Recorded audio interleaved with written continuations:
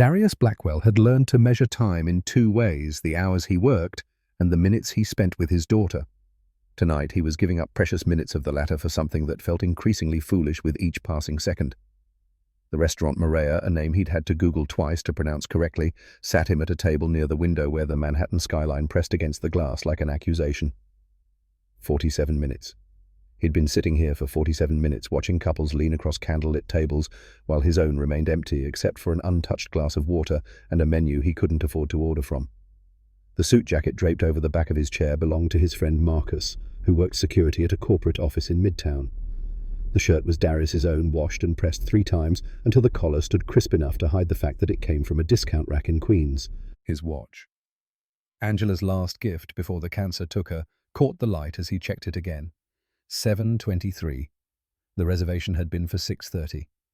His phone buzzed against the white tablecloth. Mrs. Hartford's name appeared on the screen, and guilt twisted through his chest before he even read the message.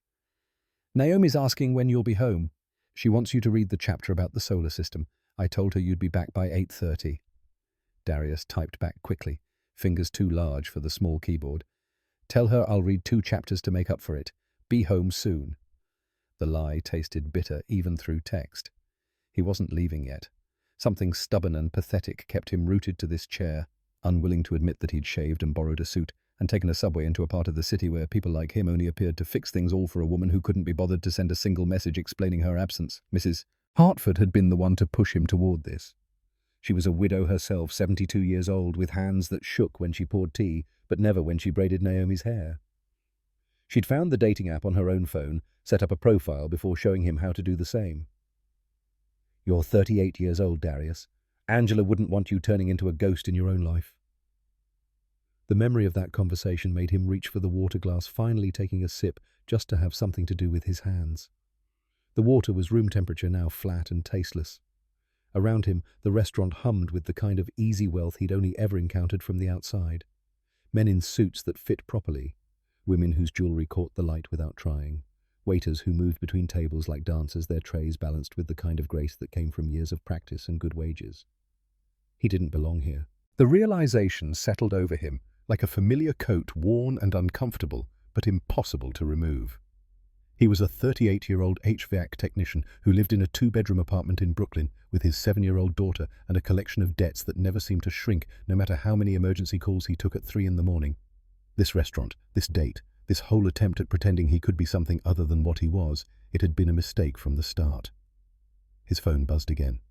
For a desperate second he thought it might be her, the woman from the app, whose profile had shown a smile that seemed genuine and eyes that didn't look through him the way most people's did. But it was just Marcus. "How's it going? She sweep you off your feet yet?" Darius didn't answer. What would he say? That he'd been stood up, that he was sitting alone in a restaurant full of people who probably wondered why the busboy was occupying a table. He set the phone face down and looked out the window instead, watching yellow cabs stream past like cells in a bloodstream, the city's pulse visible and relentless. The truth was, he'd known this would happen. Not consciously maybe, but somewhere deep in the part of him that had learned to expect disappointment, he'd prepared for this exact scenario. Women who agreed to blind dates with men like him didn't actually show up. They saw the neighborhood listed in his profile, Brooklyn, not Manhattan, or one of the trendy parts of Queens that white people had started moving into. They saw the job description that didn't include words like executive or director. They saw the single photo he'd posted taken by Naomi in their living room, his smile awkward because he'd never learned how to perform happiness for a camera. And then they made other plans. He should leave, pay for the water. Did you have to pay for water? He didn't know the rules here, and take the subway back to Brooklyn where he belonged. Naomi would be waiting, probably already in her pajamas with the spacebook open on her lap, her dark eyes tracking the planets like she could memorize their orbits through sheer force of will. She had Angela's eyes. Angela's curiosity too, that hunger to understand how things worked, why the universe arranged itself the way it did. Darius reached for his wallet, ready to signal for the check, when movement at the table beside him caught his attention. A woman sat alone, her posture rigid in a way that suggested military training or corporate discipline. She stared at her own untouched water glass with the kind of focus people usually reserve for bad news or difficult decisions. Her hair, dark, pulled back in a style that was professional without being severe, caught the light when she shifted, and Darius noticed the way her fingers drummed against the tablecloth in a rhythm that seemed unconscious. nervous. She was waiting for someone too. The realization shouldn't have mattered. Everyone in this restaurant was waiting for something, the next course, the check, the moment when they could leave and return to lives that made sense. But there was something about the set of her shoulders, the way she kept glancing toward the door with an expression that cycled between hope and resignation, that felt painfully familiar. 7:31. His blind date was officially an hour late. The woman beside him checked her phone, a quick furtive glance that she tried to hide by adjusting her napkin, and Darius saw the same disappointment flicker across her face that he'd been trying to keep off his own. The words formed before he could think them through, pushed forward by some combination of solidarity and the reckless feeling that came from having nothing left to lose. "Your blind date didn't show up either." His voice came out quieter than intended, barely audible above the restaurant's ambient noise. For a second he thought she hadn't heard him, or worse, that she'd heard and chosen to ignore the presumptuous question from a stranger at the next table. Heat crawled up his neck, and he started to turn away, already composing the apology he'd mutter if she complained to the staff. But then she looked at him. Her eyes were grey, not the flat grey of concrete, but something lighter, almost silver in the candlelight. They took him in with a directness that made him acutely aware of every borrowed and second-hand element of his appearance, but there was no judgment in her gaze. Just surprise, followed quickly by something that might have been recognition. Not of him specifically, but of the situation they both found themselves in. She responded, and her voice carried the kind of measured control that came from years of guarding words carefully. "How did you know?" Darius gestured vaguely at his own table at the single-place setting and the water glass that matched hers in its abandonment. "Because I've been sitting here for an hour doing the same thing you're doing, checking the door, checking my phone, trying to figure out if I should feel angry or just stupid." A ghost of a smile touched her lips there and gone so quickly he might have imagined it. "Which one did you decide on?" He considered the question seriously, surprised to find himself in an actual conversation instead of drowning in his own embarrassment. "Mostly stupid, a little angry, but that might just be because anger's easier than admitting I got my hopes up." She nodded, and the gesture held more weight than it should have, like she understood exactly what he meant, had maybe felt the same progression of emotions over the past hour. First time. The question could have meant several things, but Darius understood. "Yeah. First blind date. First date of any kind in—" He paused, doing the math in his head and not liking the answer. 4 years. Something shifted in her expression. Not pity. He would have recognized pity and hated her for it. This was different, softer. "I'm sorry," she said, and he believed she meant it. They fell into silence then, but it wasn't the uncomfortable kind. It was the silence of two people who'd found themselves in the same absurd situation and were still deciding whether to acknowledge it further or retreat back into their separate disappointments. Around them, the restaurant continued its performance of elegance and ease, but at their adjacent tables, the script had gone off course. Darius knew he should leave it there, thank her for the brief connection, pay his non-existent bill, and go home to Naomi. But something about the woman's presence, the way she seemed both completely composed and barely holding together, made him want to extend the moment. Maybe because talking to her felt less pathetic than sitting alone. Or maybe because there was something magnetic about someone who'd been wounded in the same way at the same time in the same place. The words came out before he could stop them, propelled by the same reckless impulse that had made him speak in the first place. "I know this is probably against some kind of protocol, but if you don't mind, I could move to your table, instead of both of us sitting alone, I mean." He watched her process the suggestion, saw the calculation happen behind those grey eyes. She was weighing risks, considering angles, making the kind of rapid assessment that suggested she spent a lot of time making decisions that mattered. Finally, she answered, and he heard the surprise in her own voice, like she was startling herself. "I have conditions." Darius felt his eyebrows rise. "Conditions?" She leaned forward slightly, and he caught a hint of perfume, something subtle and expensive that probably cost more than his rent. "No last names, no questions about what we do for work, no asking where we live, just this, right now. Two people who got stood up having a conversation." The specificity of the rules told him something important. She was used to being wanted for what she had rather than who she was. The realization made him curious, but he respected the boundaries even as she drew them. "Deal," he said, already reaching for his jacket. "But I get to add one condition of my own." She tilted her head, waiting. "We split the bill, whatever we order, if we order anything. I'm not here to be rescued, and I'm guessing you're not either." The smile that broke across her face was genuine this time, transforming her features from merely attractive to something approaching beautiful. Fair enough. Darius gathered his things and moved to her table, hyper-aware of the weight of eyes that might or might not have been watching. The maitre d' glanced over with an expression that could have been disapproval or simple curiosity. But Darius ignored it. He'd spent 38 years learning to ignore looks to build calluses around the assumptions people made about where he belonged and why. He settled into the chair across from her, and the new proximity made him notice details he'd missed from the next table. The way her hands, despite their professional manicure, bore small scars along the knuckles. The slight tension in her jaw that suggested she ground her teeth at night. The fact that her dress, while elegant, was simple enough to blend in rather than stand out, a choice that seemed deliberate. She extended her hand across the table. "Eva." He took at her grip firm and dry. "Darius." Their hands clasped for exactly 3 seconds before releasing the social contract fulfilled. Eva's fingers retreated to the stem of her water glass, and Darius realized he was mirroring the gesture with his own. They were both holding on to something, even if it was just lukewarm water in overpriced glassware. A waiter materialized beside their table with the practiced timing of someone who'd been monitoring the situation. "Good evening. Can I start you with something to drink?" Darius opened his mouth to order water-free safe already in front of him, but Eva spoke first. "Coffee, please. Decaf." Then she glanced at Darius, one eyebrow raised in question. He heard himself say "same," even though he'd been planning to get home in the next 30 minutes, and caffeine, even decaf, would keep him wired past midnight. But something about the gesture, her ordering first, making the decision to stay to actually have this conversation, made him want to match it. The waiter disappeared, and they were alone again in the bubble of their adjacent disappointments, turned into something else. Eva broke the silence first. "So, 4 years since your last date? That's a long time." Darius considered deflecting, making a joke about how he'd been focused on his career or traveling or any of the acceptable excuses people gave for romantic absence.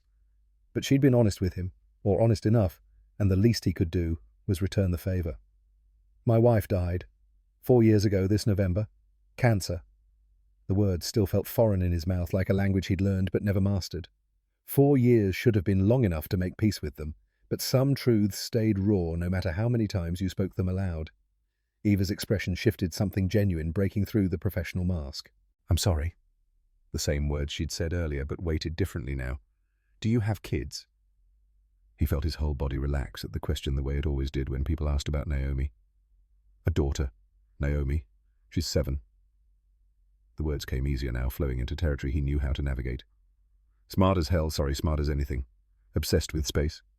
Wants to be an astronaut or a physicist. Changes her mind every other week, but never wavers from wanting to understand how the universe works." Eva's smile returned, smaller, but warmer. "She sounds remarkable." Darius pulled out his phone without thinking, swiping to the photo that lived as his lock screen.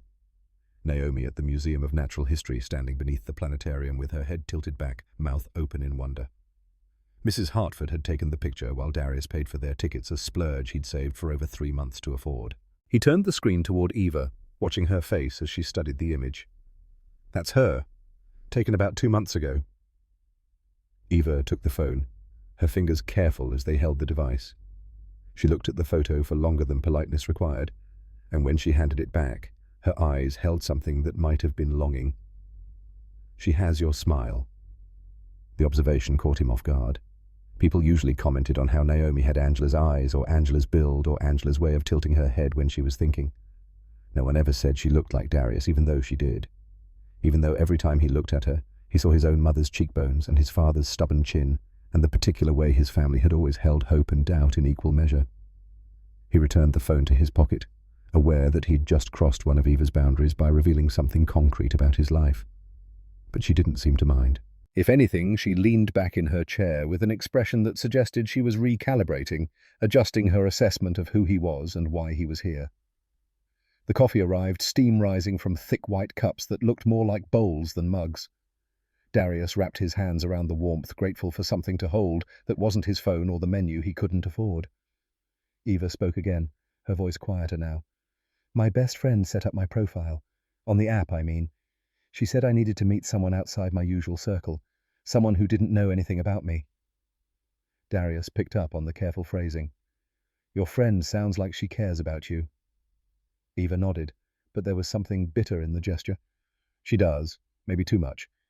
She thinks I'm lonely." A pause, then. "She's not wrong. The admission hung between them, brave and unexpected. Darius found himself responding in kind, the words surfacing from a place he usually kept locked. "My neighbor convinced me to try this. She watches Naomi sometimes when I have evening jobs. Keeps telling me that Angela wouldn't want me to turn into a ghost." Eva's eyes met his across the table, and for a moment the restaurant disappeared. It was just the two of them. Two people who'd been stood up by strangers and found something more honest in the wreckage. "Are you," she asked, "a ghost?" The question deserved consideration. Darius thought about his day's wake at 5:30, get Naomi ready for schoolwork, whatever jobs had been scheduled or called in overnight, pick Naomi up, help with homework, make dinner bedtime routine collapse into bed repeat. Weekends meant laundry and grocery shopping and taking Naomi to the library or the park, or the free museums when he could manage the subway fare for both of them. There was no space in that schedule for being a person separate from being a father or a worker. No room for wants that couldn't be justified as needs. He answered honestly, Some days I look in the mirror and I'm surprised I'm still solid, that I haven't just evaporated." Eva's hands tightened around her coffee cup. "I eat dinner alone almost every night, at my desk, with my laptop open and my phone within reach. I tell myself it's because I'm busy, because there's always work to do." She paused, and he watched her gather the courage to finish. "But the truth is, I don't know how to do it any other way anymore. I don't know how to sit across from someone and just talk, without an agenda." The vulnerability in her voice matched his own, and Darius felt something shift in his chest. This wasn't what he'd expected when he'd agreed to a blind date. He'd anticipated awkward small talk, maybe a polite hour of pretending mutual interest before parting ways with vague promises to call. Instead, he'd found someone who understood the specific loneliness of being surrounded by obligations while remaining fundamentally alone. He looked at her, really looked, and saw past the expensive dress and the professional polish to the person underneath. Someone who'd built walls as carefully as he had, who'd learned to protect herself by controlling every variable, who'd forgotten what it felt like to be seen without calculation. The words came out before he could analyze them. "You're doing it now." Eva blinked. "What?" Darius gestured to the space between them, to the coffee cooling in their cups, and the conversation that had spilled out without planning. Sitting across from someone, talking, no agenda. He watched the realization move across her face, watched her posture shift as she recognized the truth in what he'd said. Her laugh, when it came, was surprised and genuine. "I guess I am." They sat with that for a moment, letting the small victory settle. Around them, the restaurant continued its evening performance, but at their table something quieter and more honest was taking place. Two people who'd come looking for a date they'd never wanted, and found instead a mirror for their own carefully hidden loneliness. Eva broke the silence first. "Can I ask you something? And you can tell me if it's crossing a line." Darius nodded, curious where this was heading. She leaned forward slightly, her voice dropping to the register people used for confessions. "Why did you agree to the blind date in the first place, if you knew you weren't ready, or if you didn't really want to be here?" The question was fair, even if it stung a little. Darius took a sip of coffee while he formulated an answer, letting the bitter warmth buy him time. "Naomi asked me if I was lonely. 3 weeks ago, out of nowhere. We were eating breakfast and she just looked up from her cereal and asked." He could still see it, Naomi's spoon hovering halfway to her mouth, milk dripping back into the bowl, her dark eyes fixed on his face with that unnerving directness children possessed. "Are you lonely, Daddy?" The question had gutted him, not because it was cruel, but because it was true. Darius continued, "I tried to tell her no, that we had each other, that we were fine, but she's 7. She sees things adults try to hide, and she said—" His voice caught, and he had to clear his throat. "She said that grown-ups get lonely too, and maybe I should go on a date because that's what people do when they're lonely." Eva's expression softened completely, all pretense of professional distance gone. "She's 7 years old, and she said that—" Darius managed a smile that felt more sad than happy. "She's been worried about me since Angela died. Tries to take care of me the way I take care of her. It's not fair to her, making her carry that. So I thought if I tried this, if I at least made the effort, maybe she'd stop worrying. Maybe I could prove to both of us that I was still capable of being a person." The confession left him feeling exposed, like he'd peeled back skin to reveal something raw underneath. But Eva didn't look away or change the subject, or offer the kind of empty platitudes that people defaulted to when confronted with genuine emotion. She just nodded, and when she spoke, her voice carried the weight of shared understanding. "My friend Grace, the one who set up my profile, she said almost the same thing, that I'd stopped being a person and turned into a function, that people knew what I could do for them, but no one knew who I was." Eva's fingers traced the rim of her coffee cup in slow circles. I didn't believe her at first. I thought I was just focused, disciplined. But then I tried to remember the last time I did something that had nothing to do with work or obligation, and I couldn't. Every conversation is transactional. Every relationship serves a purpose. I don't have friends. I have contacts. The parallel between them was almost painful in its clarity. Two people who'd lost themselves in different ways, one to grief and duty, one to ambition and isolation, both trying to figure out if there was anything left underneath the roles they'd built. Darius found himself saying, maybe that's why we're both here. Not for the dates that didn't show up, but because we needed to remember what it feels like to just be. Eva met his eyes, and something passed between them that felt like recognition. Like two people who'd been speaking different languages, suddenly discovering they shared a native tongue. You're not what I expected, she said quietly. He raised an eyebrow. What did you expect? She considered the question, and he could see her choosing words carefully. Someone who wanted something from me. Everyone always wants something. The statement was matter-of-fact, without self-pity, but it revealed more than she probably intended. Darius filed the information away, adding it to his growing understanding of who Eva was beneath the surface she presented. I don't even know enough about you to want anything specific. That was your rule. A smile tugged at her lips. It was, wasn't it? She paused, then asked, do you regret it? Coming here tonight? Darius thought about the question seriously. He thought about the borrowed suit jacket, and the subway ride from Brooklyn, and the hour he'd spent sitting alone feeling like an idiot. He thought about Naomi waiting at home with her spacebook, and Mrs. Hartford trying to fill the gap he'd left. He thought about all the reasons this had been a terrible idea. Then he thought about the last 30 minutes, about the conversation that had happened without performance or pretense, about feeling seen by someone who had no reason to see him except that they'd both been abandoned in the same place at the same time. He answered, no, I don't regret it. Eva's smile widened, and the transformation was startling. For a moment, he saw past the armor to something younger and more open the person she might have been before life taught her to guard herself. Neither do I. They ordered food after that, simple things that wouldn't require explanation or apology. Eva got a salad that cost more than Darius usually spent on groceries for a week. He ordered pasta, the least expensive entree on the menu, and tried not to think about the total climbing with each decision. The conversation shifted, finding lighter ground. Eva talked about her friend Grace without revealing what Grace did or where they'd met, painting a picture of someone loyal and exasperated in equal measure. Darius told stories about Naomi, her questions about black holes, her theory that cats were actually aliens gathering intelligence, her complete devastation when she learned Pluto had been demoted from planet status. Somewhere between the salad and the pasta, Darius's phone buzzed. He glanced at the screen and saw Mrs. Hartford's name followed by a photo. Naomi in her pajamas holding up a drawing she'd made. Tell your dad I drew the solar system. There are 8 planets now, not 9, because Pluto is a dwarf planet, and that's scientifically accurate. He showed the photo to Eva without thinking, and watched her face soften as she read Naomi's message. She's wonderful, Eva said, and there was real longing in her voice. You're lucky. The word felt strange applied to his life. Lucky suggested winning something, getting more than you deserved. But looking at Naomi's gap-toothed smile in the photo, he supposed lucky was accurate. He'd lost Angela, lost the future they'd planned, lost pieces of himself he'd never get back. But he had Naomi, and that was enough to build a life around, even if the life was smaller and harder than he'd imagined. He typed back quickly. That's amazing. Tell Mrs. Hartford I'll be home in 45 minutes to read 2 chapters. Eva watched him text, and when he looked up, she asked, Do you need to go?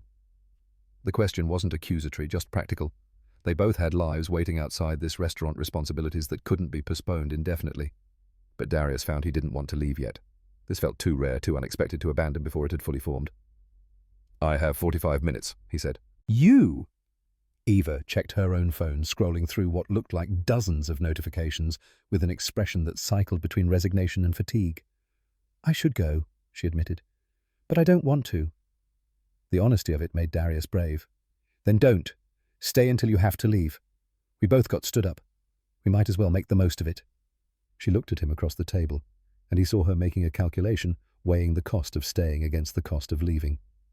Finally, she set her phone face down on the tablecloth, a deliberate gesture of commitment, and said, Okay, but I need to tell you something first. Darius felt his stomach tighten.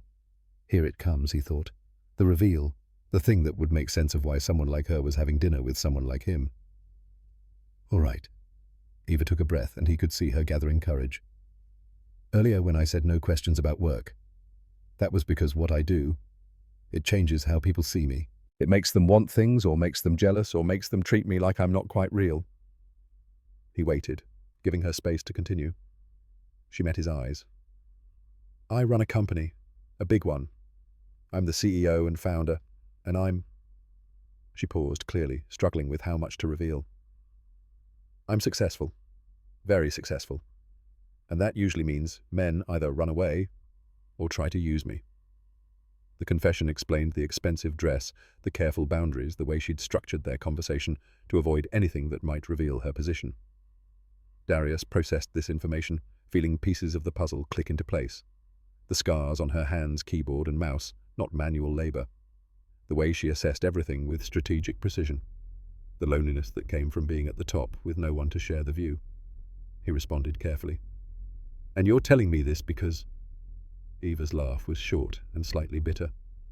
Because I don't want you to find out later and think I was lying. Because Grace is probably right that I need to stop hiding who I am. And because... She paused, vulnerability flashing across her features. Because you've been honest with me, and I wanted to return the favor. Darius sat with this revelation, turning it over in his mind. He thought about the assumptions he'd made, that she was professional, well-off educated. He'd been right just in magnitudes he hadn't quite grasped.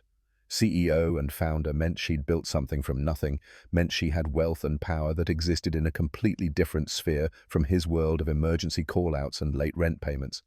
It should have mattered, should have created distance or changed the dynamic between them. But looking at her across the table, seeing the fear in her eyes that this information would ruin what they'd started to build, all Darius felt was a strange sense of recognition. He spoke slowly, choosing his words. That must be lonely. Being successful enough that people can't see past it to who you actually are. Eva's eyes widened slightly, and he knew he'd surprised her. Yes, that's exactly what it is. Darius leaned back in his chair, processing. I'm an HVAC technician. I fix heating and air conditioning systems. My annual income is probably what you spend on... He gestured vaguely around the restaurant. I don't know. Shoes? Maybe less. He watched her absorb this, saw her doing her own calculations. They were from completely different worlds, their lives running on parallel tracks that should never have intersected. But they had intersected here in this restaurant, both of them standing in the wreckage of failed dates and finding something more valuable in the debris. Eva's response came quietly. Does that bother you? The difference, Darius considered the question honestly. Did it bother him that she had money and power while he had neither? That she probably lived in a penthouse while he rented a 2-bedroom apartment where the heat sometimes stopped working in winter? That her problems likely involved board meetings and investment decisions, while his involved making rent and keeping Naomi in decent shoes as her feet grew? Yes. And no, he answered. It bothers me that the world is set up that way, that some people have everything while others have to fight for scraps. But you personally, he shook his head. You didn't make me feel less than. You sat here and talked to me like I mattered, like my stories about my daughter and my dead wife and my borrowed suit jacket were worth your time. That's not something money can buy. The words came out rougher than intended, carrying more emotion than he'd planned to reveal. But they were true, and Eva deserved truth after what she'd given him. Her eyes filled with tears, she blinked back quickly, maintaining the composure that was clearly second nature.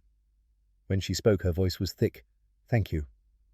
They sat in that moment, the weight of their mutual recognition settling between them. Two people who'd come looking for one thing and found something entirely different. Something neither of them had known they needed until it appeared. Darius checked his phone. 20 minutes until he had to leave to make it back to Brooklyn in time for bedtime stories. He felt the pull of responsibility, the familiar tug of duty that shaped every decision. But he also felt the pull of this moment, this conversation, this unexpected connection with someone who understood loneliness from a different angle, but with the same depth. Eva must have seen something in his expression because she said, "You need to go soon." He nodded. "Yeah. But before I do..." He paused, unsure how to phrase what he wanted to ask. "Can I get your number? I'd like to do this again. Actually plan it this time instead of both of us being stood up." Eva's smile was small, but genuine. "I'd like that too." She pulled out her phone, and they exchanged numbers with the careful formality of a contract being signed. Darius saved her contact as just Eva, no last name keeping to the rules, even as they moved past them. They split the bill as agreed, and Darius tried not to wince at the number that appeared on his card statement. He'd make it work somehow. Skip a few lunches, take an extra weekend call. Naomi wouldn't go without, and this, whatever this was, felt worth the cost. At the restaurant entrance, they stood facing each other, suddenly awkward now that the evening was ending. Eva broke the silence. "Thank you for talking to me, for seeing me." Darius wanted to say something profound, something that would capture the strange gift they'd given each other. Instead, he settled for simple truth. "Thank you for sitting alone at the table next to mine." She laughed, and the sound was lighter than anything he'd heard from her all evening. They parted there on the sidewalk, Eva heading toward a waiting car that appeared with a single text, Darius, walking toward the subway entrance 2 blocks away. On the train back to Brooklyn, squeezed between a woman with grocery bags and a teenager with headphones. Darius replayed the evening in his mind. He'd been stood up. He'd met a stranger.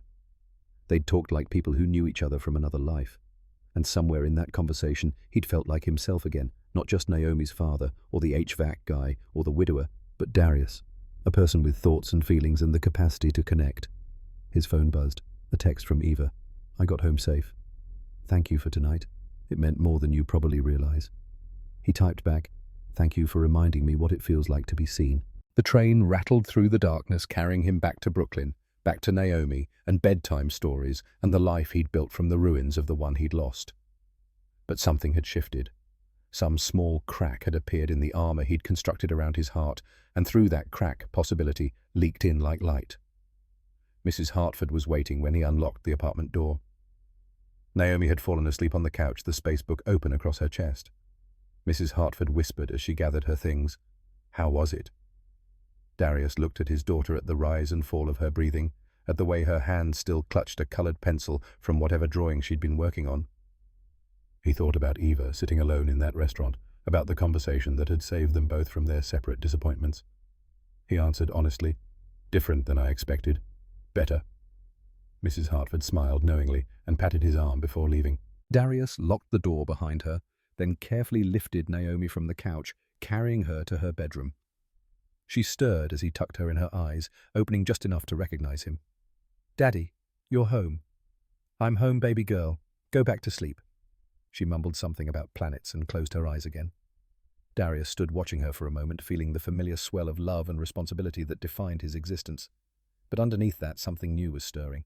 A sense that maybe possibly there could be room in his life for more than just survival. In his pocket, his phone held Eva's number. A stranger who wasn't quite a stranger anymore. A woman who'd been stood up at the table beside his and had somehow become the best part of an evening that should have been a disaster. Darius didn't know what would happen next. Didn't know if they'd actually follow through on seeing each other again, or if the magic of their unexpected connection would evaporate in the harsh light of their different realities. But for the first time in 4 years, he felt like trying to find out.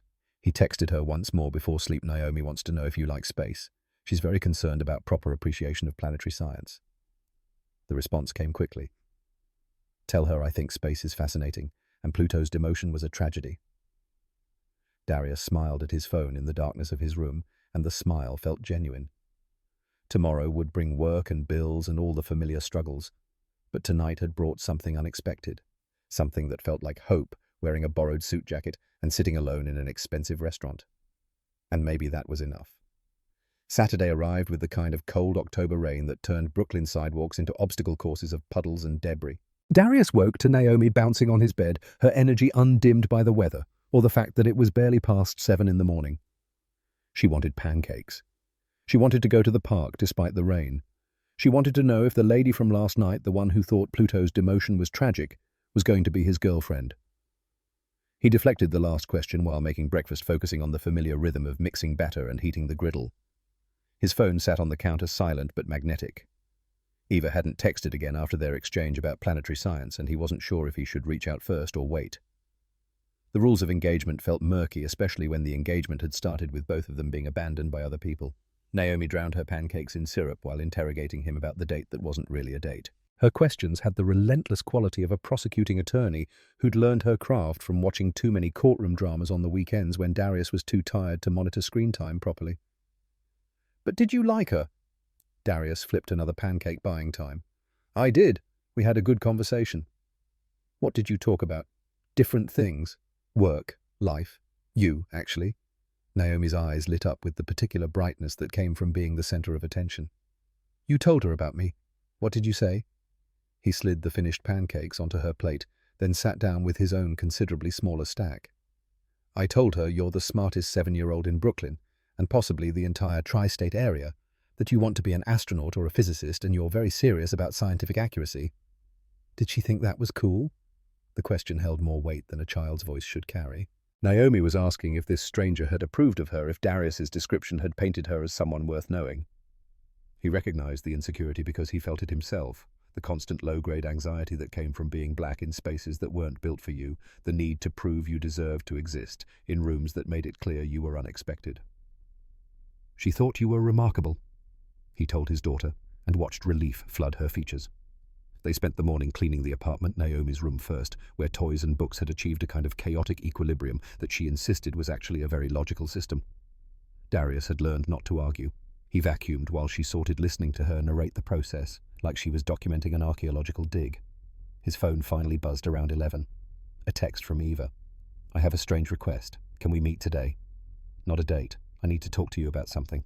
The message carried an urgency that made his stomach tighten. He typed back, Is everything okay? Her response came immediately, I don't know. Can you meet at 6 p.m. Central Park near Bethesda Fountain? Darius looked at Naomi, who was currently building what she claimed was a scale model of the International Space Station out of cardboard boxes and duct tape.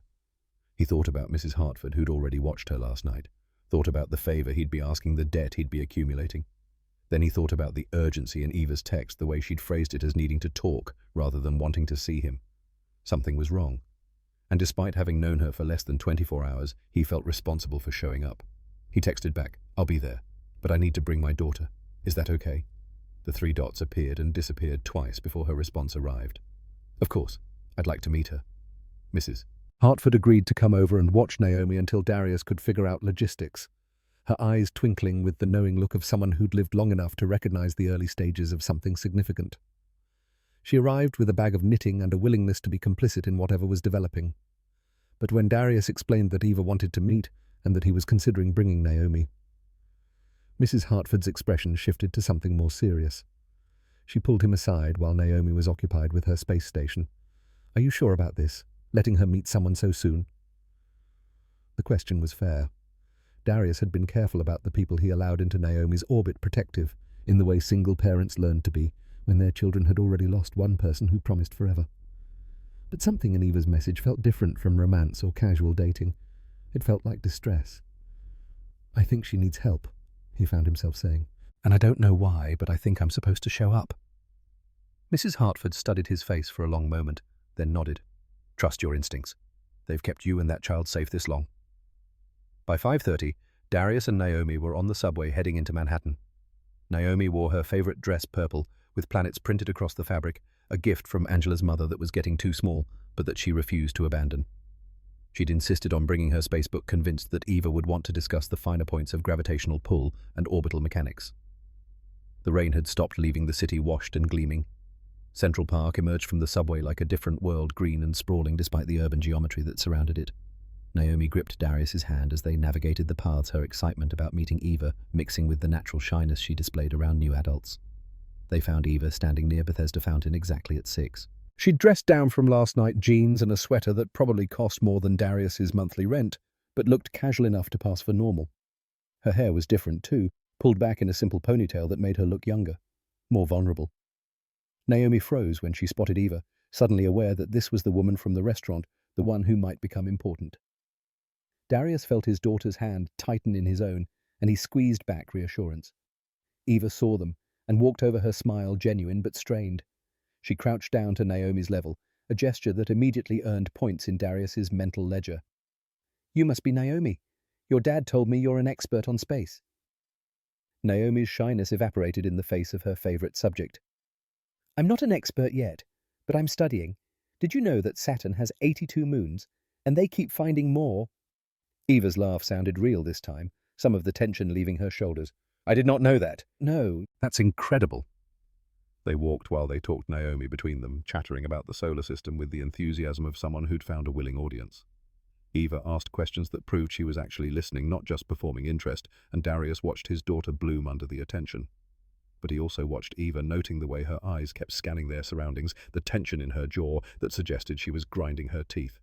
Something was definitely wrong. After 20 minutes of planetary discussion, Naomi spotted a playground and looked up at Darius with pleading eyes. He glanced at Eva, who nodded. "Go ahead," he told his daughter. "Stay where I can see you." Naomi took off toward the swings, her spacebook clutched under one arm like a talisman. Darius and Eva sat on a bench within sight of the playground, the fountain's spray creating a backdrop of white noise that offered a strange kind of privacy. Eva spoke without preamble. "I need to tell you something, and you're going to think I'm paranoid or dramatic, but I need you to hear me out." Darius turned to face her fully, giving her his complete attention. "Okay." She took a breath, and he could see her organizing thoughts with the precision of someone used to high-stakes presentations. "After I left the restaurant last night, I went back to my office. I know I said I was going home, but old habits. Anyway, I was reviewing some financial reports for the company routine stuff I do every weekend." She paused, and Darius waited. "I found a discrepancy. $12 million moved from our operating accounts to offshore holdings that I didn't authorize. It's buried in layers of legitimate transactions, but it's there." Her hands twisted together in her lap. "Someone is stealing from my company, and they're good enough at it that I almost didn't notice." The information landed like a physical weight. Darius knew nothing about corporate finance beyond balancing his own meager checking account, but $12 million sounded like the kind of theft that ended careers and triggered federal investigations. "Did you call the police, the FBI?" Eva shook her head. "Not yet. Because here's the thing, the transfers were authorized using my login credentials. As far as the system is concerned, I made those transactions. If I go to the authorities now, I'm either the thief or incompetent enough to let someone use my access for months without noticing." "How long has this been happening?" "Based on what I found last night, at least 2 years, maybe longer." She finally met his eyes, and he saw fear there beneath the professional composure. "I have a board meeting Monday morning. If they've found this too, if someone else runs those reports before I can figure out who's behind it, I'll be finished. And my CFO, Silas Whitmore, he's been pushing for more financial oversight. If he discovers this first, he'll use it to force me out." The mention of her CFO was the first concrete detail she'd given about her professional life. Darius filed it away, adding it to his growing understanding of the forces arrayed against her. "Why are you telling me this?" Eva's laugh was sharp and humorless. "Because everyone in my world has an agenda. Every conversation is about leverage or position. But you—" She gestured vaguely between them. "You have no reason to care about TechVance Solutions or my board or any of this. Which means you're the only person I can trust to tell me the truth without trying to use it against me." The logic was sound in a twisted way. Darius existed completely outside her sphere of influence, which made him safe by virtue of irrelevance. The thought should have stung, but instead he felt oddly honored. She was trusting him with information that could destroy her, and real trust, not the performance of it, was rare enough to be precious. From the playground, Naomi's laughter rang out as she mastered some new feat on the monkey bars. The sound grounded him, reminding him that whatever drama existed in Eva's world, his primary responsibility remained the 7-year-old who was currently hanging upside down and waving at him. He waved back, then returned his attention to Eva. "What do you need from me?" She seemed surprised by the question, like she'd expected him to make excuses and leave. "Honestly, I don't know. Maybe just someone to talk to who isn't going to immediately start calculating how this affects their stock options or position in the company." Darius understood that need in his bones, the desire for a witness who had no stake in the outcome beyond basic human decency. "Okay, so let's think through this logically. Who has access to your login credentials?" Eva considered. "Silas, my CFO, my executive assistant Rebecca, the IT department head Martin, and technically the board could request access if they had cause." "Do you trust any of them?" The question made her pause, and Darius watched her mental calculations play out across her features. Finally, she answered, "I trust Grace, my lawyer. She's not on that list, though. Everyone else." She trailed off, the implication clear. "So someone you work with closely enough to have access is stealing from you, and you can't go to the authorities without implicating yourself." Darius rubbed his face, feeling the weight of the problem. "That's a hell of a corner to be backed into." "Yeah." Eva's voice was small, nothing like the confident woman from the restaurant. "I built this company from nothing. Spent 15 years turning it into something that matters, something that employs 300 people and actually makes a difference in financial technology. And now someone is gutting it from the inside while wearing my face."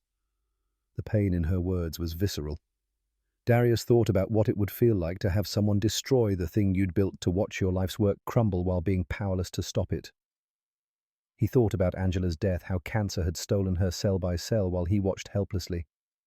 Different scenarios, same fundamental agony of witnessing destruction you couldn't prevent. He spoke carefully. Can you trace where the money went? Follow the transactions backward. I tried last night. It disappears into shell corporations and offshore accounts. I'd need forensic accountants and probably the FBI to track it fully. She laughed bitterly. Which brings us back to the problem of me being the prime suspect. Naomi appeared at Darius's elbow, interrupting the conversation. Daddy, can Eva come to dinner with us, please? The request caught him off guard. He glanced at Eva, who looked equally surprised. Sweetheart, I don't know if Eva has plans. I don't... Eva cut in quickly, too quickly, like she was grabbing for a lifeline. I'd love to have dinner with you both, if that's okay. Naomi beamed, victory achieved through persistence. Darius felt control of the situation slipping away, but couldn't quite bring himself to care. Eva needed something beyond advice. She needed to step out of the nightmare her life had become for a few hours. And if he could provide that with pizza and his daughter's enthusiasm, maybe that was worth something. They ended up at a small pizza place in Brooklyn, the kind of neighborhood joint where the owner knew Darius by name and always gave Naomi extra garlic knots. The space was cramped and loud, nothing like the elegant restaurant where they'd met, but Eva seemed to relax in the chaos. She let Naomi choose the toppings, pepperoni and mushrooms, a combination that made culinary sense only to a 7-year-old, and listened with apparent fascination to Naomi's explanation of why pizza was scientifically the perfect food. Watching them interact, Darius felt something shift in his chest. Eva wasn't performing interest or checking her phone every 30 seconds. She was present, engaged, asking follow-up questions about Naomi's theory regarding optimal cheese distribution. And Naomi, who usually took months to warm up to new people, was treating Eva like a friend she'd simply misplaced and recently found again. The pizza arrived, and they ate with the unself-conscious pleasure of people who were genuinely hungry. Eva had a smear of sauce on her chin that she didn't notice until Naomi pointed it out with a giggle, and the moment of embarrassment humanized her in a way that made Darius's heart do something complicated and inconvenient. After dinner, they walked back to Darius's apartment building. The neighborhood probably looked rough to someone from Eva's world, graffitied walls and chain-link fences, buildings that sagged under the weight of deferred maintenance. But it was home, and Darius had long ago stopped apologizing for where he lived. Eva didn't seem to notice or care about the surroundings. She held Naomi's hand while Naomi narrated their journey, pointing out landmarks that mattered only to children: the bodega, where the cat sat in the window, the fire hydrant that always leaked, the spot where she'd once seen a bird's nest. At the building entrance, Darius hesitated. Inviting Eva upstairs felt like crossing a threshold, letting her see the full reality of his life. The apartment was clean but shabby, filled with second-hand furniture and the accumulated debris of a childhood in progress. It announced his financial situation in ways that no amount of borrowed suits could hide. But Eva was looking at him with an expression that suggested she'd already seen past the performance to the reality underneath, and refusing her entry now would be more insulting than any revelation about his living conditions. You want to come up? Naomi needs to get ready for bed, but we could talk more about your situation. Eva nodded, and they climbed 3 flights of stairs because the elevator had been broken for 2 weeks and the landlord was taking his time about repairs. Naomi bounded ahead, already planning her bedtime routine to maximize time with their guest. The apartment revealed itself in sections as Darius unlocked the door. Small living room with a couch that had been new when Clinton was president. Kitchen barely large enough for 1 person, let alone 2. Hallway leading to 2 bedrooms, one of which was really more of a large closet that they'd converted for Naomi. Eva took it all in without comment, and Darius couldn't read her expression. Then she smiled, small and genuine, and said the last thing he expected. It feels like a home. Mine just feels like a place I sleep between work. The words diffused tension he didn't realize he'd been carrying. Naomi grabbed Eva's hand and dragged her on a tour, showing off her room with its glow-in-the-dark stars stuck to the ceiling and her collection of library books about space.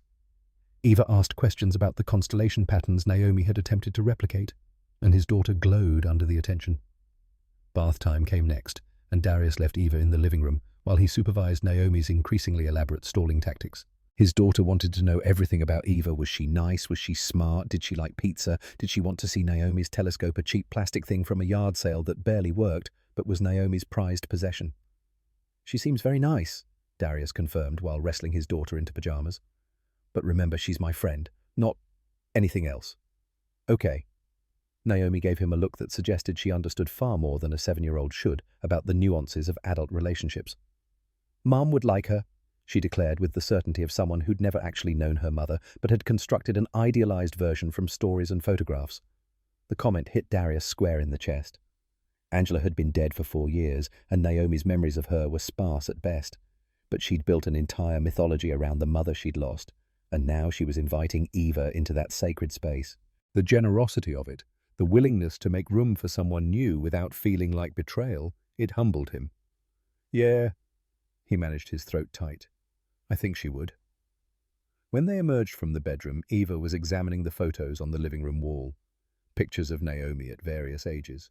One of Angela holding a newborn Naomi, her smile bright, despite the exhaustion in her eyes. A family photo from Naomi's 2nd birthday, the last one they'd taken together before the diagnosis. Eva turned when she heard them, and Darius saw understanding in her expression. She'd pieced together the story from the images filled in the gaps between what he'd told her and what the photographs revealed. "She was beautiful," Eva said quietly, nodding toward Angela's picture. She was. Darius moved to stand beside her, looking at the face he'd loved for 10 years and lost too soon. "Naomi doesn't remember much about her. I try to keep her alive through stories, but stories aren't the same as having her here." The statement held no pity, just acknowledgement of an unfair reality. Darius appreciated that more than he could express.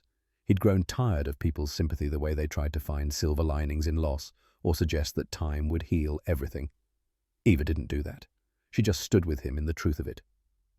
Naomi interrupted, demanding that Eva see her telescope. They went to Naomi's room, and Darius watched while his daughter attempted to show Eva the moon through the window. The plastic lenses were too poor to reveal much beyond a bright blur, but Eva responded with appropriate wonder, and Naomi was satisfied. Reading time came next, and Naomi insisted Eva stay for the bedtime chapter. They crowded onto Naomi's bed, Darius reading while Naomi and Eva listened, the 3 of them pressed together in the small space. The book was about a girl who built a rocket ship from household items and launched herself toward Mars. Naomi knew it by heart, but never tired of hearing it. Halfway through the chapter, Darius glanced over and saw tears on Eva's face. Silent tears that she wiped away quickly, but not before he noticed. He kept reading, giving her privacy for whatever grief or longing the moment had triggered. When the chapter ended, Naomi was already half asleep. They tiptoed out, leaving her nightlight on, and her door cracked open the way she liked. In the living room, Eva sank onto the couch like her legs had given out. "I'm sorry," she said without looking at him. "I didn't mean to. It's just been a long time since I felt like I was part of something, instead of just watching other people have what I don't." Darius sat in the armchair across from her, giving her space. "What don't you have?" Eva gestured vaguely around the apartment. "This. Family. Connection. Someone who needs you for reasons that have nothing to do with what you can do for them." She finally met his eyes. "Naomi loves you." Really loves you. Not because you're successful or powerful, but because you're her dad, and you show up. That's something I've never had." The confession opened a window into Eva's childhood, the shape of losses that had nothing to do with death, but everything to do with absence. Darius wanted to know more, wanted to understand what had formed her into someone who built walls so high she couldn't see over them herself. But pushing felt wrong, so he offered his own truth instead. "It's not always enough, though. Being there, showing up. Some days I look at her and think about everything I can't give her, the opportunities she's missing because I can't afford better schools or tutors or any of the things that would help her actually become an astronaut instead of just dreaming about it." Eva's expression sharpened with something like anger, though not directed at him. "You're giving her the thing that matters most. You're teaching her that she's worth someone's full attention and care. That's the foundation everything else gets built on."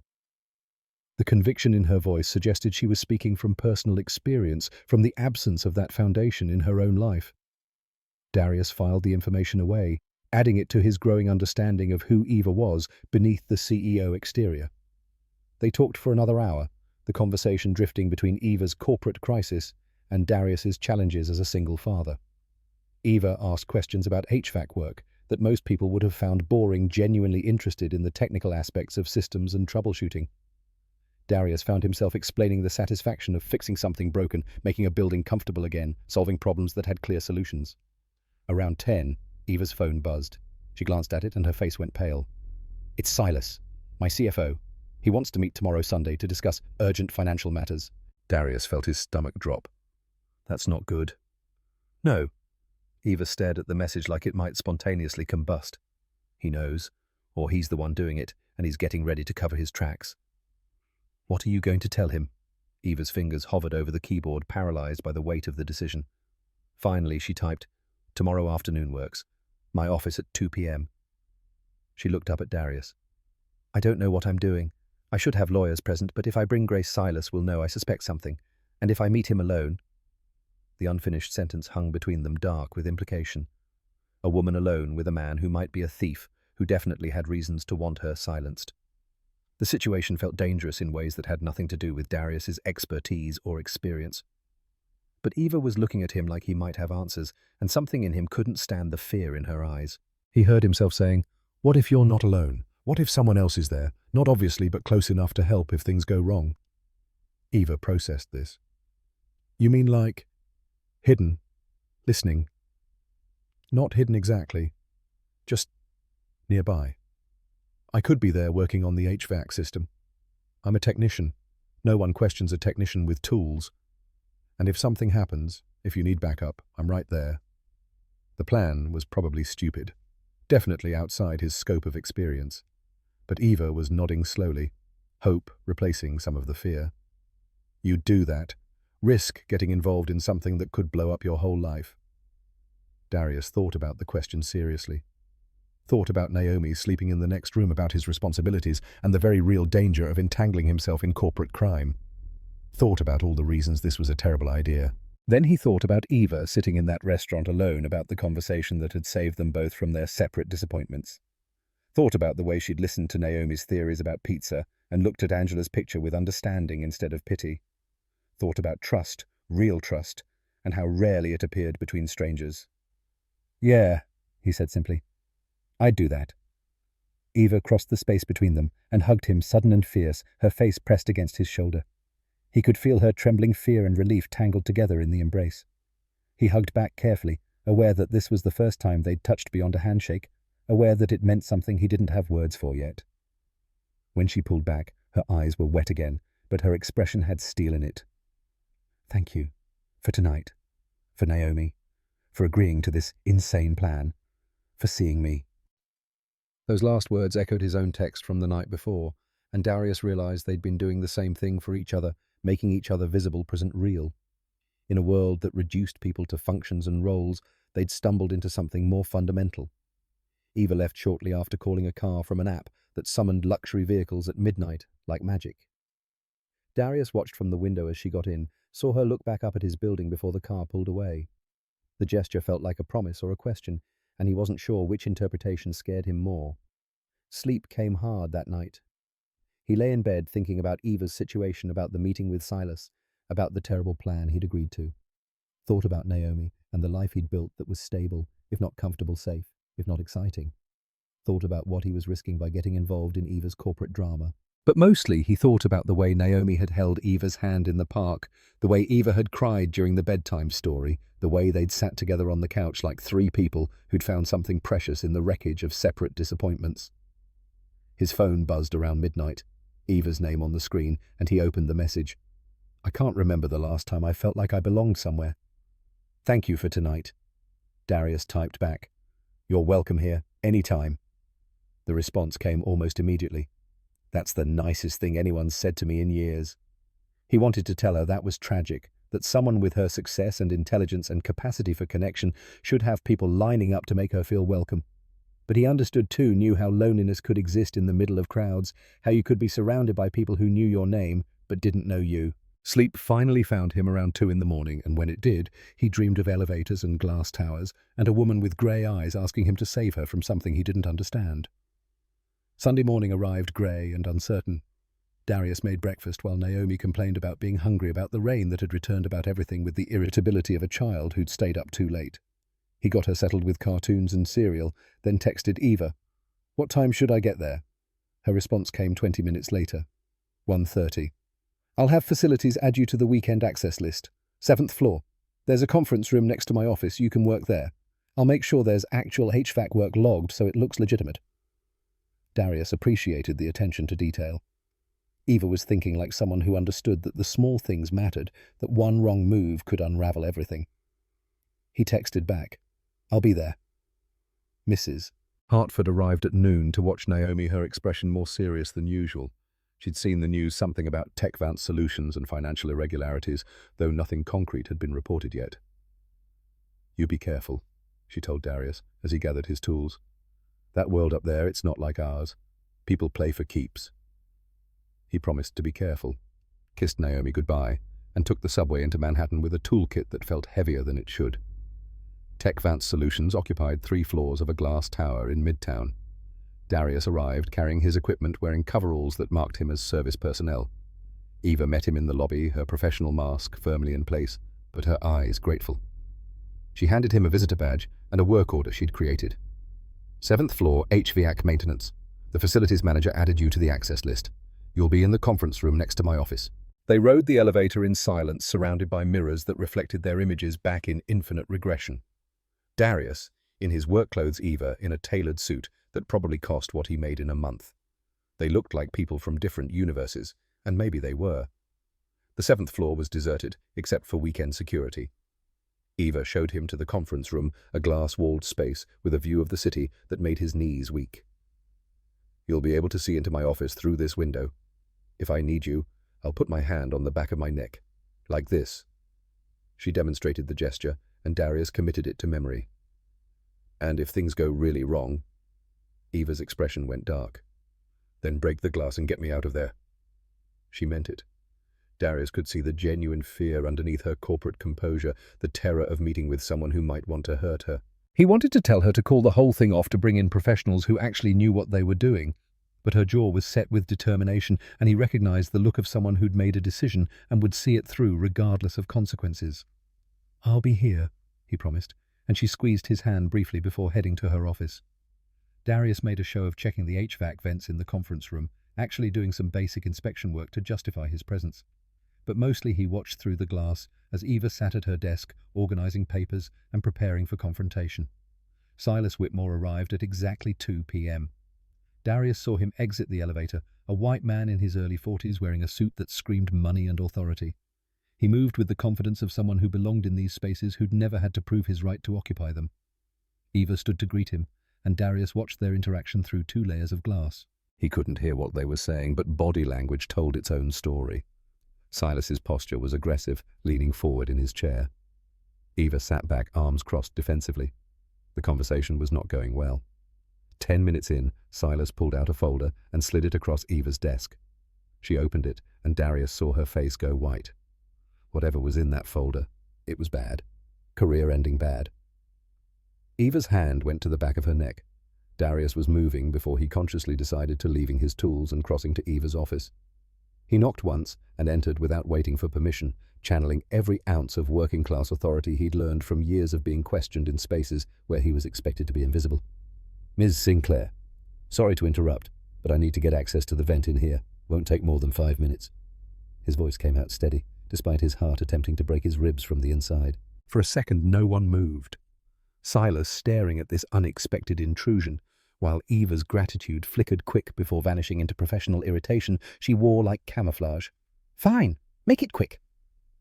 Darius grabbed the stepladder he'd positioned in the hallway earlier, bringing it into the office and setting it up beneath the ceiling vent. He climbed, unscrewing the cover with deliberate slowness while his ears strained to catch the conversation resuming below. Silas's voice carried an edge of barely controlled anger. "As I was saying, these transactions clearly show you've been moving money out of the company. 12 million over 2 years, Eva. The board is going to want answers." Eva's response was ice. "Those transactions were made using my credentials, yes, but I didn't authorize them. Someone is framing me, Silas, and I think you know who." "Are you accusing me?" Silas laughed, but there was no humor in it. "I'm the one who discovered this." "I could have gone straight to the board, but I'm giving you a chance to explain first. That's more courtesy than you deserve." Darius worked slowly, keeping his movements quiet, making himself invisible the way service workers learn to do. Through the vent, he could see Silas's reflection in the window, his face flushed, his hands gripping the armrests of his chair. Eva's voice stayed level. "The transactions route through shell corporations that can't be traced. Very sophisticated. The kind of thing that would require someone with deep knowledge of our financial systems, someone like a CFO. Or a CEO trying to cover her tracks." Silas stood abruptly, and Darius tensed on the ladder. "I'm calling an emergency board meeting for tomorrow morning. You can explain this to them. And Eva, I'd start looking for a good lawyer." He stormed out, leaving Eva alone at her desk. Darius climbed down from the ladder, and when Eva looked at him, her expression was equal parts devastated and furious. "He's going to the board, tomorrow morning." Her voice shook. "I have maybe 12 hours to find proof that he's behind this, or my career is over." Darius set down his tools carefully. "Then we'd better get started." Eva pulled up the financial records on her desktop, and Darius moved his chair beside hers so they could both see the screen. The numbers meant nothing to him, rows and columns of transactions, account numbers, timestamps. But Eva navigated through them with the practiced ease of someone who'd built her literacy in this language. "Look here," she said, pointing to a series of transfers dated 3 months ago. "Every transaction happens between midnight and 2 a.m. on Friday nights, when the office is empty, when I'm never here." Darius leaned closer, studying the pattern. "Could someone remote in access the system from home?" "Yes, but it would leave a digital trail, IP addresses, login times." Eva opened another window, her fingers flying across the keyboard. "I checked last night. All the logins show as coming from inside the building, from my office computer specifically." "So someone was physically here, in your office, using your login? Which means they either have my password or they bypassed it somehow." Eva sat back, frustration evident in every line of her body. "I change my password every month, use complex strings. There's no way Silas could guess it." Darius thought about the problem from a different angle, applying the troubleshooting logic he used for HVAC systems. When something wasn't working, you traced backward from the failure point until you found the break in the chain. What if he didn't guess it? What if he's recording it somehow? Eva turned to look at him. "A keylogger." "Is that what it's called? Something that tracks what you type?" "Yeah." Eva was already moving, dropping to her knees and checking the cables behind her computer. "Physical keyloggers are small. They fit between the keyboard cable and the computer. If Silas planted one, he'd have access to everything I type." She found nothing on the desktop. Then she checked her laptop, the one she used for working from home. Still nothing. Darius watched her search grow more frantic, checking outlets, USB ports, even the underside of her desk. "It's not here," she said finally, defeat creeping into her voice. "Maybe I'm wrong. Maybe—" "What about your old equipment?" Darius interrupted. "If you replaced your computer in the last 2 years, where did the old one go?" Eva froze. "ET surplus. We donate old equipment to schools after wiping the drives." She stood abruptly, heading for the door. "The storage room is on the 5th floor. If Silas planted a keylogger on my old computer and I used it for even a month before the replacement, he'd have my password." They took the elevator down 2 floors. The storage room was locked, but Eva's executive access badge opened it. Inside, boxes of equipment sat stacked on metal shelving monitors, keyboards, cables, all waiting to be donated or recycled. "Help me look for anything labeled with my name or office number," Eva said, already pulling boxes down. They searched for 20 minutes, opening boxes and checking labels. Darius found it wedged in the back, a tower computer with a tag reading E. Sinclair, 7th floor, replaced March 2024, 6 months ago. Eva powered it on, and while they waited for it to boot, she checked the keyboard cable. Her hands stilled when she found it, a small black device no bigger than a thumb drive connected between the keyboard and the USB port. "There," she breathed. "That's how he did it." Darius felt a surge of vindication mixed with dread. They had evidence, but evidence of what? That someone had planted a keylogger on Eva's old computer. It didn't prove Silas had done it. Didn't prove he'd stolen $12 million. Eva must have been thinking the same thing, because she said, "This isn't enough. Any half-decent lawyer would argue that anyone could have planted this, that I could have planted it myself to create reasonable doubt." "But it's a start," Darius countered. "It proves someone was stealing your passwords, and you said all the fraudulent logins came from your office computer. If we can prove Silas had access to your office when you weren't here." "Building security logs." Eva was already moving, pulling out her phone. "Every entry and exit is recorded. If Silas was here during those late-night transfers, there'll be a record." She called the weekend security supervisor, identifying herself and requesting access to the logs for the past 2 years. The supervisor hesitated. It was irregular, he said, to request that much historical data on a Sunday, but Eva's authority carried weight even over the phone. They returned to her office to wait, and Darius made coffee in the small break room while Eva paced. His phone buzzed with a text from Naomi via Mrs. Hartford's phone. "When are you coming home?" "We're making cookies, and I want you to try them." He texted back, "Soon, baby girl. Save me the ones with the most chocolate chips." "Is she okay?" Eva asked, watching him put his phone away. "She's making cookies, probably eating more dough than actually makes it into the oven." Darius handed Eva a mug of coffee. "You should eat something. When's the last time you had a meal?" Eva looked at the coffee like she'd forgotten food was a thing people needed. "Yesterday, the pizza with you and Naomi." Darius pulled out his phone and ordered sandwiches from a deli that delivered on Sundays. Eva tried to protest. He shouldn't be spending money on her. She could expense it. She wasn't even hungry. But he ignored her, the way he ignored Naomi's similar protests about bedtime. The sandwiches arrived 30 minutes later, and they ate at Eva's desk while reviewing the documents Silas had shown her. The evidence against her was damning transaction records, authorization codes, all bearing the digital signature of her credentials. To an outside observer, it looked exactly like what Silas claimed systematic embezzlement by the CEO. "He's smart," Eva admitted, taking a bite of her sandwich. "He's been planning this for years, building a case against me while stealing the money himself. When the board sees this tomorrow, they'll have no choice but to remove me. And once I'm gone, Silas slides into the CEO position and no one thinks to investigate further." "Unless we prove it was him," Darius said. "The security logs might not show anything." "Silas is smart enough to cover his tracks. He could have had someone else come in, could have spoofed the access records." Eva set down her half-eaten sandwich, appetite gone. "I think I need to accept that I might lose everything tomorrow." The resignation in her voice sparked something in Darius, the same stubborn refusal to accept defeat that had kept him going through Angela's illness, through the aftermath, through 4 years of single parenthood that sometimes felt like drowning. "No," he said flatly. "We're not giving up. There's something we're missing, something Silas didn't account for." Eva looked at him with an expression caught between hope and despair. "Like what?" Darius stood moving to the window. The city sprawled below them, millions of people living millions of lives, most of them unconcerned with corporate fraud or billionaire CEOs. But somewhere in the machinery of this building there was a clue. There had to be. "Cameras," he said suddenly. "You have security cameras in the building, right? In the lobbies and elevators, not on the individual floors, privacy concerns. But the elevator cameras would show who was coming and going. If Silas was here late at night, there'd be footage of him getting on the elevator to the 7th floor. Eva grabbed her phone, calling security again. This time she requested access to the elevator camera footage for the dates of the fraudulent transactions.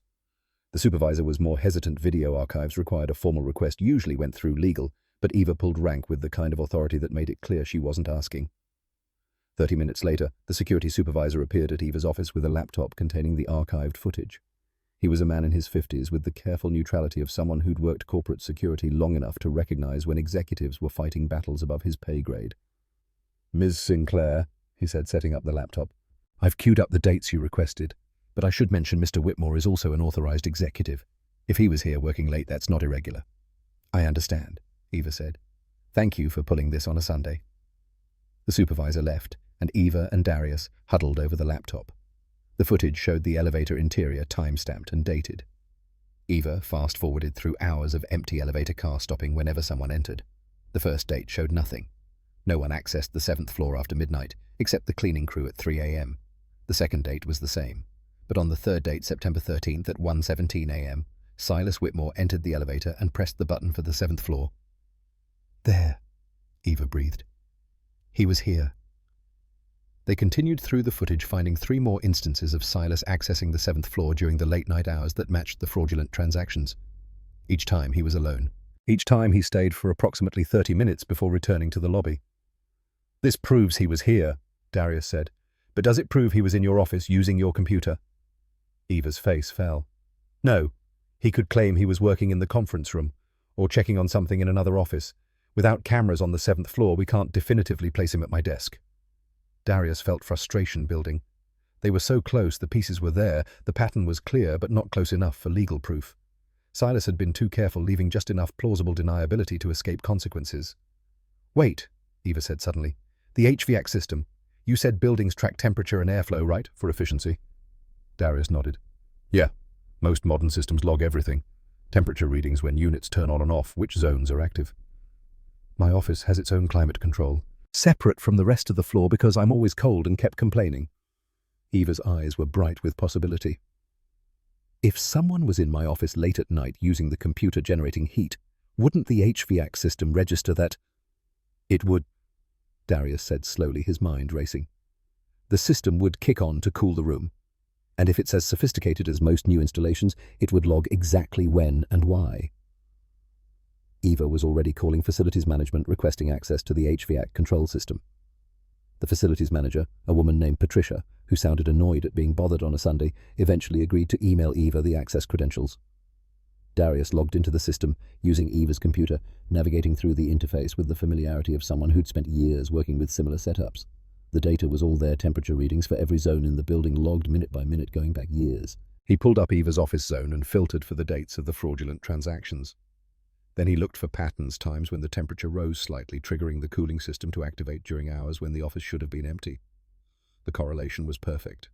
On every date that matched a fraudulent transaction, Eva's office showed increased temperature and HVAC activity between midnight and 2 a.m. On dates without fraudulent activity, the temperature remained stable, the system dormant. "This is it," Darius said, pulling up the data in a spreadsheet and cross-referencing it with the security footage timestamps. "Look, September 13th, Silas enters the elevator at 1:17 a.m. At 1:19 a.m., your office temperature starts rising. At 1:47 a.m., he exits. At 1:49 a.m., the temperature starts dropping back to baseline." Eva stared at the screen, and Darius saw the moment hope return to her eyes. "He was in my office. Every time. The HVAC data proves it." Combined with the keylogger, the security footage, and the transaction records, it paints a pretty clear picture. Darius agreed. "Silas planted the keylogger, stole your password, came in late at night to use your computer, and transferred the money to accounts he controlled." Eva grabbed her phone and called Grace, her lawyer. It was past 8 p.m. on a Sunday, but Grace answered on the second ring. Eva explained everything in rapid-fire detail, the keylogger, the footage, the HVAC data, while Grace asked clarifying questions and made notes. When Eva hung up, she looked more alive than Darius had seen her since yesterday. "Grace is calling the FBI. Tonight. She says this is enough for a warrant. They'll freeze Silas's account, subpoena the offshore transactions, bring in forensic accountants. By morning, he'll be the one explaining himself to the board." Darius felt relief wash through him, so powerful it left him lightheaded. They'd done it. They'd actually done it. "So you're safe? Your job? Your company?" "Grace thinks so. The evidence is strong, and once the FBI starts digging, they'll find everything. Silas couldn't have covered his tracks perfectly." Eva stood and crossed to where Darius sat, pulling him into a hug that lasted longer than strictly necessary. "Thank you. I couldn't have done this without you. The HVAC data, I never would have thought of that." "That's because you think like a CEO," Darius said into her hair. "I think like a technician. Sometimes problems need both." They stayed like that for a moment, the city glowing beyond the windows, the weight of the crisis finally lifting. Darius became aware of the warmth of Eva's body against his, the subtle scent of her shampoo, the way she fit perfectly in his arms. When she pulled back to look at him, her face was close enough that he could see the silver flecks in her grey eyes. "I should go," she said quietly. "Grace is filing the FBI report tonight, and I need to be available if they have questions, and you should get home to Naomi." Darius nodded, though leaving felt wrong somehow, like they'd started something that wasn't finished yet. "What happens tomorrow? With the board meeting?" "Silas will be in custody if Grace's timeline is right. The FBI moves fast on white-collar crime when the evidence is this clear. I'll present what we found, explain that I was being framed, and the board will—" She trailed off, uncertainty flickering across her features. "They'll believe you," Darius said with more confidence than he felt. "You have proof. Hard evidence. They'll have no choice." Eva managed a small smile. "I hope you're right." They gathered their things and rode the elevator down together, neither speaking, both aware that something had shifted between them in the hours they'd spent hunting for proof. In the lobby, Eva called her car, while Darius headed for the subway entrance. "Darius!" she called after him. He turned, and she walked back, standing close enough that he had to look down to meet her eyes. "Tomorrow night, after the board meeting, can I see you and Naomi?" "Yeah," he said. "Of course." "I might not be a CEO anymore," she warned. "Depending on how the board reacts, this might have cost me everything." Darius thought about that about Eva, without her company, without the identity she'd built over 15 years. And he realized it didn't matter. The woman he'd met in the restaurant wasn't the CEO. She was the person underneath the one who cried at bedtime stories and ate pizza with 7-year-olds and trusted a stranger to help her solve an impossible problem. "Then you'll figure out what comes next," he said. "But you won't do it alone."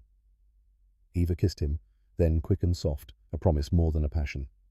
Then she was gone, sliding into the back of a black car that pulled away into the Sunday night traffic. Darius took the subway home, his mind replaying the day in fragments. The fear in Eva's eyes when Silas had confronted her, the methodical way they'd hunted for evidence, the moment when the HVAC data had appeared on screen irrefutable and damning. He'd never been part of something like this before, something that mattered on a scale beyond his own small life. Mrs. Hartford was waiting when he got home, watching a baking show while Naomi slept on the couch beside her. "That took longer than expected," she observed, but there was no judgment in her voice. "It was complicated," Darius said, which was both true and wildly inadequate. "The lady from Friday night, she's in some kind of trouble." Darius sat in the armchair, exhaustion catching up to him all at once. "She was. I think we fixed it, or started to fix it." Mrs. Hartford studied him with the shrewd eyes of someone who'd lived through enough drama to recognize the real thing. "You be careful, Darius. That kind of trouble has a way of spreading, and you've got Naomi to think about." "I know." He looked at his daughter, sleeping peacefully, despite the turmoil that had consumed his day. "But sometimes you have to help people, even when it's risky." "Especially then," Mrs. Hartford agreed. She gathered her things and headed for the door, pausing to pat his shoulder. "Angela would be proud of you, the man you've become, the father you are." The words hit him hard, unexpected, and needed. He thanked her, locked the door behind her, and carried Naomi to her bed. She stirred as he tucked her in her eyes, opening just enough to focus on his face. "Did you help Miss Eva?" she asked, her voice thick with sleep. "Yeah, baby girl. I think I did." "Good. She needs people." Naomi's eyes closed again. "Like we needed Mrs. H when Mummy died. Everybody needs people." Darius sat on the edge of her bed long after she fell back asleep, thinking about what she'd said. Everybody needs people. It was such a simple truth, the kind of thing a child could see clearly, while adults spent years building walls to avoid it. His phone buzzed. A text from Eva. "FBI is interviewing Silas now. Grace says they're charging him tonight. It's really happening." He texted back, "Told you! Evidence doesn't lie." Her response came quickly. "Get some sleep. Tomorrow is going to be intense." He wanted to ask if she was okay, if she was scared, if she needed anything, but those questions felt inadequate for the magnitude of what she was facing. Instead, he wrote, "You've got this, and if you don't, we'll figure it out together." The three dots appeared, disappeared, appeared again. Finally, together. I like the sound of that. Monday morning arrived cold and clear, the kind of October day that made New York feel like the center of the universe. Darius got Naomi ready for school, made her lunch, walked her to the bus stop. Normal routines that felt surreal given what he knew was happening in a glass tower in Midtown. His phone rang at 9:30. Eva's name on the screen, and he answered immediately. "How'd it go?" "Silas is in federal custody. The FBI arrested him at 6 this morning." Eva's voice was steady, but Darius could hear the strain underneath. "The board meeting is starting in 10 minutes. They want me to explain everything." "You'll be great," Darius said, wishing he could be there, knowing his presence would help nothing. "I'm stepping down," Eva said abruptly. "Not because they're asking me to, because I want to. I'm transitioning to chairman of the board and bringing in a new CEO to run day-to-day operations." Darius felt his breath catch. "Eva, I've been thinking about it all night. 15 years I've given to this company. 15 years of 18-hour days and sacrificed relationships and dinners alone at my desk. And for what? So Silas could almost destroy it while I was too busy working to notice." She laughed, but there was no humor in it. "I'm tired, Darius. I'm tired of being a function instead of a person. Grace was right. You were right. There's more to life than this." "What will you do?" Darius asked, trying to imagine Eva without the CEO title, without the company that had defined her. "I don't know yet, but I'm going to figure it out. And I'm going to do it while actually living, instead of just working." She paused, and when she spoke again, her voice was softer. "Is the invitation still open? For tonight, I'd really like to see you and Naomi." "Of course it's open. Come over whenever you're done. We'll order pizza." "Perfect. I'll bring dessert." Another pause. "Darius, thank you for everything. For seeing me when I was invisible. For helping when you had no reason to. For reminding me that people can be good." "You don't have to thank me for that," Darius said. "That's just what people do, when they care." "Not in my experience," Eva said quietly. "But maybe my experience was limited." She hung up to prepare for the board meeting, and Darius went about his day in a daze. He had 3 service calls scheduled: a broken compressor in Queens, a furnace that wouldn't ignite in the Bronx, a thermostat issue in Manhattan. Normal problems with normal solutions, and he was grateful for the distraction. Between calls, he checked his phone obsessively. No updates from Eva. He tried not to worry, tried to trust that the evidence would speak for itself, that the board would see the truth. But he'd learned that the world didn't always work the way it should, that justice wasn't guaranteed just because you'd done everything right. His phone finally rang at 4:30. Eva's voice was exhausted but victorious. "It's done. The board accepted my resignation as CEO and appointed me chairman." They're launching a full internal review of all financial processes, and they voted unanimously to cooperate fully with the FBI investigation. So you're okay? Your reputation? Intact. Enhanced even. Apparently discovering and stopping a major embezzlement plot makes you look pretty competent. She laughed, and this time it sounded genuine. "I'm leaving now. I'll be at your place in an hour." Darius looked around his apartment laundry draped over chairs, Naomi's toys scattered like landmines, dishes from breakfast still in the sink. An hour wasn't enough time to make the place presentable for a billionaire. Then again, Eva had already seen it at its worst. If she was coming back, it meant she didn't care about the mess.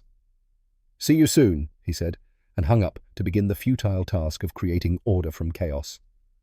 Naomi arrived home from school with a painting she'd made in art class, a solar system with 8 planets and a very sad Pluto relegated to the corner. "It's for Miss Eva," she announced, "because she understands about Pluto." Darius felt his heart squeeze. His daughter had decided to claim Eva to pull her into the small circle of people who mattered. It was terrifying and beautiful in equal measure. Eva arrived at 6, carrying a bakery box that turned out to contain a chocolate cake, elaborate enough for a wedding. Naomi squealed and hugged Eva's waist, presenting her painting with the pride of an artist unveiling a masterpiece. "This is amazing," Eva said, studying the painting seriously. "Can I keep it? I have a wall at home that would be perfect for this." Naomi glowed, and Darius ordered pizza while they settled on the couch. Eva had changed from her CEO armor into jeans and a sweater, her hair down and loose around her shoulders. She looked younger without the corporate polish, more real. Over pizza, Eva told them about the board meeting in terms Naomi could understand, how she'd found out someone was taking money that wasn't theirs, how she and Darius had worked together to prove who did it, how the bad person was now in trouble with the police. "Like a mystery," Naomi said, delighted. "You and Daddy were detectives." "Something like that," Eva agreed, catching Darius's eye across the pizza box. After dinner, they cut into the elaborate cake, and Naomi insisted they eat it while watching a documentary about Mars. Eva asked questions about the documentary with the same genuine interest she'd shown all weekend, and Naomi explained Martian geology with the confidence of someone who'd read every library book on the subject. Bath time came too soon, and Naomi insisted Eva help. Darius left them to it, cleaning up the pizza boxes and cake plates, listening to his daughter's laughter echo from the bathroom. When they emerged, Naomi in pajamas, Eva with wet spots on her sweater from splashing, his daughter announced, "Miss Eva should read the bedtime story tonight. Daddy always does the voices wrong." "I do not," Darius protested, but he was already being overruled. They crowded onto Naomi's bed again, the 3 of them barely fitting in the small space. Eva read about the girl who built a rocket to Mars, doing the voices with theatrical flair that made Naomi giggle. When the chapter ended, Naomi looked at both of them with an expression too serious for a 7-year-old. "Is Miss Eva going to stay?" she asked. "Like, stay, or is she going away again?" Darius opened his mouth to deflect, to give some non-answer about how grown-ups had complicated lives, but Eva spoke first. "I'd like to stay if that's okay with you," she told Naomi. "Not tonight, I have my own home I need to go to, but I'd like to come back. A lot. If you and your dad want that too." Naomi considered this with the gravity of someone making an important decision. "Okay, but you have to promise to come back. Not like the blind date that didn't show up. Real promises." "Real promises," Eva agreed, holding out her pinky. Naomi linked her own pinky with Eva's, sealing the contract with the seriousness it deserved. They tucked Naomi in together, leaving her door cracked and her nightlight on. In the living room, Eva sank onto the couch with the exhaustion of someone who'd been running on adrenaline for 3 days straight. "Thank you," she said, "for this, for letting me be part of it." Darius sat beside her close enough that their shoulders touched. "You don't have to thank me. You're always welcome here." "I meant what I told Naomi, about coming back, about wanting to stay." Eva turned to face him. I know this is fast. I know we barely know each other. But these past 3 days with you and Naomi, I felt more like myself than I have in years. Maybe ever. Maybe. Darius thought about that. 3 days. 72 hours since he'd been sitting alone in a restaurant convinced he'd be alone forever. And now here was this woman who'd crashed into his life with her corporate crisis and her loneliness and her capacity to love his daughter, asking if she could stay. "It is fast," he agreed, "and we should probably slow down, get to know each other properly, date like normal people." Eva's face fell slightly. But I don't want to," Darius admitted. "Slow down, I mean. Life's too short. I learned that when Angela died. You don't get unlimited time with people, so when you find something good, you hold on to it." "Is this good?" Eva asked quietly. "You and me." Darius looked at her, really looked, and saw past the CEO and the billionaire to the woman who cried at bedtime stories and made pinky promises with 7-year-olds and had trusted a stranger to save her when everyone else had agendas. "Yeah," he said. "This is good." Eva kissed him then, properly this time, and Darius kissed back with the certainty of someone who'd spent 4 years in the dark and finally found light. When they broke apart, Eva was smiling the real smile he'd first seen in the restaurant, the one that transformed her face. "I should go," she said without moving. "It's late and you have work tomorrow." "You could stay," Darius offered. "The couch pulls out. It's not fancy, but it's comfortable enough." Eva looked around the small apartment at Naomi's drawings on the walls, at the second-hand furniture, at the life Darius had built from grief and determination. "I'd like that," she said. "If you're sure." He was sure.